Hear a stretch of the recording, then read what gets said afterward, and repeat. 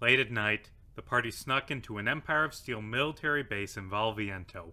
Devilian moved from the shadows, killing soldiers with his blade. One soldier made a successful perception check and noticed him, but before he could say anything, Vixen hit him in the head with his new staff. The soldier fell over, unconscious. Vixen quickly tied him up. The party climbed onto an Empire airship and, with a couple Arcana checks, Hugo managed to get it started. The ship took off into the night air, heading towards Woodwillow. The clock was ticking down. In a few hours, the Great Eagle would arrive and kill everyone. The party had been told if they made it back in time, they stood a chance of stopping it. But the Staff of the Forest, the weapon they'd been sent to find, was less impressive than they'd hoped. "This engine is fascinating," Hugo said, inspecting the ship's internals. "I haven't kept up to date with the latest Empire technologies, but evidently they've advanced immensely during my year abroad." "How does it work?" Aros asked. "See this white crystal here? They dug up a ton of them in Mittal a few years back. It's called battery quartz, and it's incredible at storing energy. I'm not sure what they filled this one with, but it should be able to power the ship for years." Meanwhile, Vixen sat on the edge of the ship, meditating. Devilian approached him. "This pacifism of yours, it's admirable," he said, "but it has its limits." "I don't want to kill people," Vixen said. "Our enemies are not as merciful as you. A time will come when you will have to fight." "I know. I think that time's going to come pretty soon," a voice said. The party turned to see their least favorite NPC standing on the bridge. Carmel, the Fae. "What do you want?" "Nothing too serious. It's just, I noticed you were flying over my forest, and I had so much fun the last time we played together." "No, meanie." "Well, if I can't play, I guess I'll just stand here and watch the sunrise." On cue, the sun began to rise. Unfortunately, the party saw a shadow in the rising sun in the shape of a massive bird. As the bird approached Woodwillow, the wind picked up, forming into a hurricane. Hugo could barely keep the airship flying. "Don't worry, I have an idea." Devilian pointed his knife at the bird in the distance and cast a third-level warlock spell, Fear. It didn't work. "I have no more ideas. You have my permission to worry." "We're going to make it back in time!" "Carmel, is there anything you can do to stop that thing?" "There are lots of things I can do, but they all come with costs. To stop that bird, I will need a magic item as payment. We won't give you the staff, or our souls. Tell you what, I will not take anything that any of you have on your person. This is obviously some kind of trick. Deal?" Carmel laughed and disappeared. In the distance, massive hands stretched out of the earth and wrapped around the Great Eagle, dragging it to the ground and holding it in place. The party smiled. Then Hugo noticed that the ship had lost power. "Slight problem. It seems our Fey acquaintance stole the battery quartz. Meaning, we are about to crash." The airship crashed down conveniently right in front of the temple. Carvander, Kelton, Sylvester, and the king were waiting for the party. They crawled out of the crater. "We're okay, I think." "Did you get the weapon?" "Kinda. That's the thing. I don't think we were actually sent for the weapon. Kelton was really vague, and I think it was on purpose. The staff we found, I think it's actually the key. It stores the souls of people it's used to kill, which can be used to power the weapon, I think." "And what weapon is that?" "Isn't it obvious? Another great beast. Presumably one hidden nearby." Kelton laughed. "Congratulations. You figured out my clues," he said. "Where's the weapon?" "The temple is the weapon. But to start it, you need a sacrifice. One soul will give you 30 seconds of power. A terrible cost for a terrible weapon. How many souls have you absorbed into the staff, Brother Vixen?" 0. "You have followed our teachings well, then." "Give me the staff." "Excuse me?" "There are a few Empire soldiers imprisoned in the camp. I will kill them, fuel the staff, then bring the staff back to you. In the meantime, the rest of you should head to the control room and prepare for battle." "I'm not comfortable with using people as fuel. Neither am I." "And I am not comfortable with watching another nation die." "It's your decision, Vixen. The old lady was right. You can save this country, or you can stay true to your morals, but you can't do both." Vixen stared at the staff. In the distance, he could see the Great Eagle break free. "I'm sorry, Brother Kelton," he said as he handed the staff to Caravander. The party ran into the temple control room. A few minutes later, Caravander ran in after them. He tossed the staff to Vixen. Go! Do it now! We only have 30 seconds of power, and the bird is almost here! Vixen stabbed the staff into the floor and turned it. Instantly, all the gears and mechanisms within the control room came to life. The temple shook as it rose from the earth, revealing it was actually a massive stone ape. Screens turned on, showing that the great eagle was flying straight at the ape. The party didn't have time to destroy it in a fight, but they didn't have to. The great ape grabbed the bird, holding it in place as it ran out of power. Vixen pulled the staff out of the floor, and the party raced up the ape's arm onto the wing of the eagle. The eagle broke free right as they climbed aboard, taking to the sky. Bracing themselves against the wind, the party walked towards an opening on the bird's head, leading to its control room. A tall, muscular man holding an axe walked out to face them. General Torasen Strongarm, commander of the Empire of Steel's military forces. Well. Fancy seeing you guys here, Strongarm said. We are going to stop you. You're going to stop me? Do you know how many people have said that to me over the years? Well, guess how many of them are still alive? Enough prattle! Caravander drew his sword and approached Strongarm. I am Caravandar of Metal. 10 years ago, you bastards attempted to conquer my home.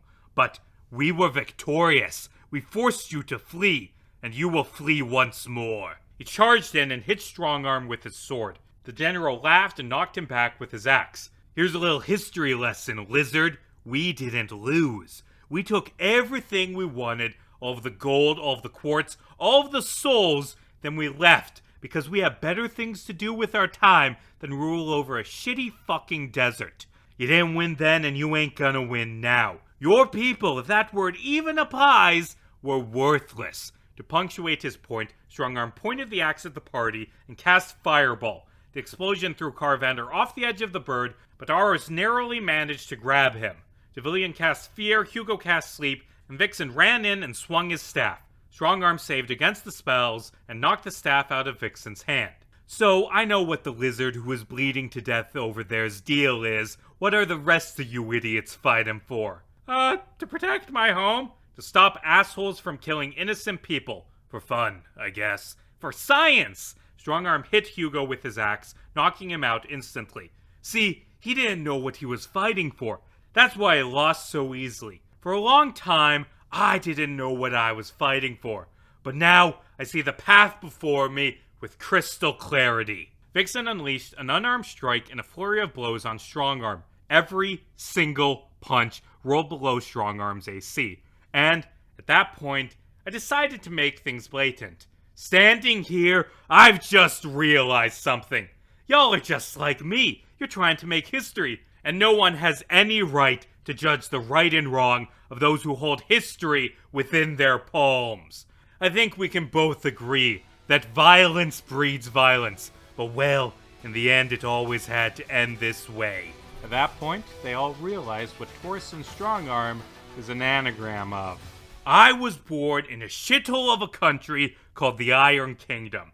There's nothing there but endless, desolate tundra, so for centuries, my people sold the only thing they could sell, their bodies. We didn't fight our own wars, we didn't fight for our ideals, we fought for other people. In the Great War, we fought for you fuckers, not because we cared about Silverback's dreams of conquest, but because he paid the best.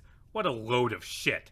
Strongarm struck Vixen with his axe. And then, he came to us, the Emperor of Steel. The Prince of Iron, reborn through lightning, as the king of this continent. He showed us a better way. No more fighting for other people. No more dying in other men's wars.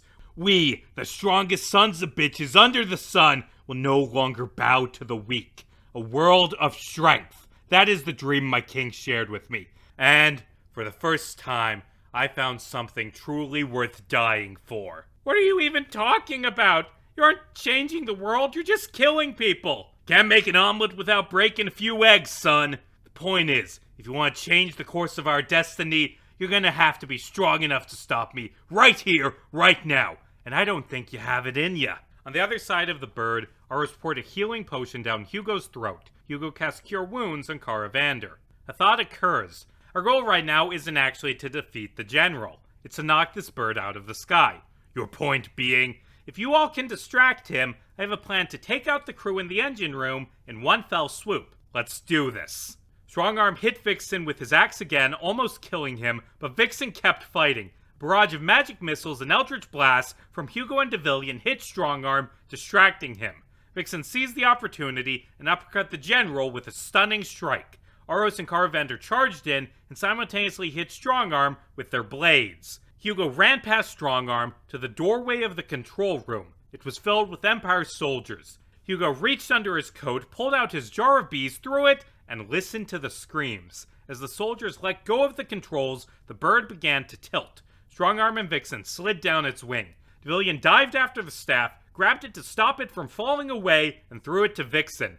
I don't want to kill you, but if you're ready to die for your beliefs, then I guess I can give that death to you. That's what I like to hear, son! Vixen ran down the edge of the bird, jumped, and swung the staff, slamming it down on Strongarm's skull. With a loud crack, the general died. His body fell from the wing, landing in the wilderness below. The staff glowed as it absorbed Strongarm's soul. Without hesitation, Vixen slammed it into the wing, casting Entangle. Vines burst from the ground, tying around the party, keeping them from falling. The vines also tied up the soldiers inside the control room, allowing Hugo to calmly walk past them. An intricately designed flute sat within a control pad in the cockpit. Hugo ripped it out and the bird lost power. It crashed down next to the great ape. The party walked away from the bird, injured but victorious. A squadron of Woodwillow soldiers ran up to them, led by Sir Sylvester. People of Woodwillow, you can rest easy now. The Empire has been defeated. The soldiers aimed their spears at the party.